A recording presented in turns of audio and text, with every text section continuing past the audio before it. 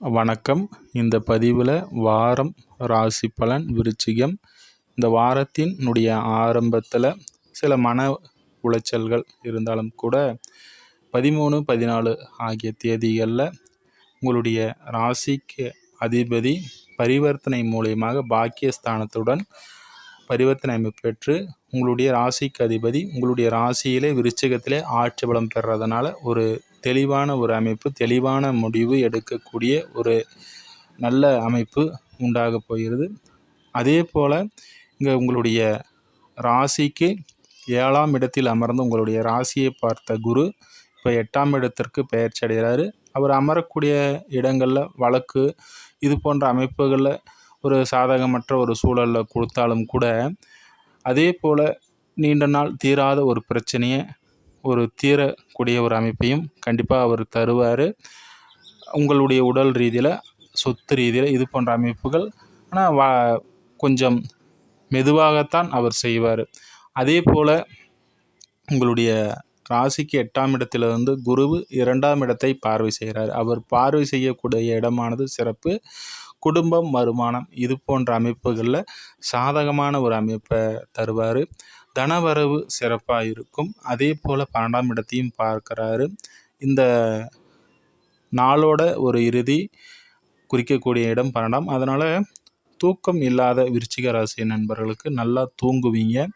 அதே போல் வெளிதூர பயணம் உங்களுக்கு சுப கடாட்சியம் தரக்கூடிய ஒரு அமைப்பு, சுப அமைப்பை தரும்.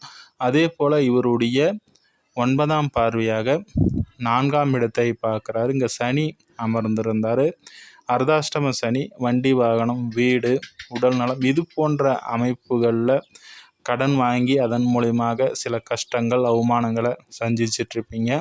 சனி பெயர்ச்சி அடைஞ்சிட்டார். இப்போ ராகு வராரு, இந்த குரு பார்க்குறாரு. அப்போ நீண்ட நாளாக ஒரு விஷயத்தை செய்யணும், ஒரு பெரிய ஒரு வண்டி வாங்கணும், இல்லை வீடு கட்டணும், இல்லை உடல் ரீதியில் ஒரு தேவையை பூர்த்தி செய்யணும், இது போன்ற அமைப்புகளில் இப்போ ஒரு சாதகமான ஒரு அமைப்பு விருச்சிக ராசி நண்பர்களுக்கு ஏற்படக்கூடிய ஒரு அருமையான பெயர்ச்சியாக இந்த குரு பெயர்ச்சி அமைகிறது. ராகு கேது பெயர்ச்சிகளும் உங்களுக்கு அருமையாக இருக்குது. 4ஆம் இடத்துல வரக்கூடிய ராகும் சிறப்பான நன்மையை தரப்போகிறாரு. பொதுவாக ராகு 4ஆம் இடத்துல இருந்து உடல் ரீதியில் சில பாதிப்புகளை தருவாருன்னாலும் இங்கே குருவின் பார்வை சிறப்பிக்கக்கூடிய ஒரு வகையில் தான் இருக்குது. அதே போல் தாய் வகையிலும் சிறப்பான நன்மைகளை தரக்கூடிய ஒரு அமைப்பு. அதே போல் இங்கே 10ஆம் இடத்துல கேது அமர்றாரு. தொழிலில் சிந்தித்து செயல்பட்டு சாதித்து காட்டக்கூடிய ஒரு அமைப்பை கேது கண்டிப்பாக தருவார். நிதானமான ஒரு புத்திசாலித்தனமான உங்களுடைய சிந்தனையின் மூலமாக தொழில் சிறப்பாக இருக்கும் விருச்சிக ராசி நண்பர்களுக்கு.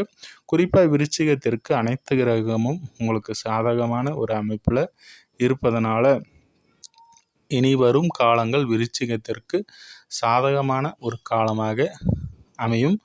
அதே போல் சூரியனுடைய அமைப்பும் உங்களுடைய ராசிக்கு 6ஆம் இடத்திலிருந்து 7ஆம் இடத்திற்கு பெயர்ச்சி அடைகிறார். கடந்த வாரத்தில் எதிர்த்தன்மை உள்ளவர்களை சமாளிக்கக்கூடிய ஒரு அமைப்பை அவர் கொடுத்தாரு. வேலையிலும் எதிர்த்தன்மையான ஒரு அமைப்பை சமாளித்து காட்டக்கூடிய ஒரு அமைப்பு தர 7ஆம் இடத்திற்கு அவர் பெயர்ச்சி அடைகிறார். சுக்கரனுடைய அமைப்பு சாதகமாக இருக்கிறதுனால மூத்தவருடைய அனுசரணை உங்களுக்கு திருப்திகரமாக இருக்கும். அவர்களுடைய நட்பு உங்களுக்கு சாதகமான ஒரு அமைப்பை தரக்கூடிய ஒரு வாரமாக இந்த வாரம் இருக்குது. மூத்தவர்களுடைய அனுசரித்து செல்வது உங்களுக்கு நல்ல ஒரு உயர்வை தரக்கூடிய ஒரு அமைப்பு இந்த வாரத்தில் இருக்குங்க. உங்களுடைய நீண்ட நாள் தேவைகள் பூர்த்தி அடையக்கூடிய ஒரு வாரமாகவும் இந்த வாரம் அமையும். அடுத்ததாக இன்னொரு பதிவில் சந்திப்போம்.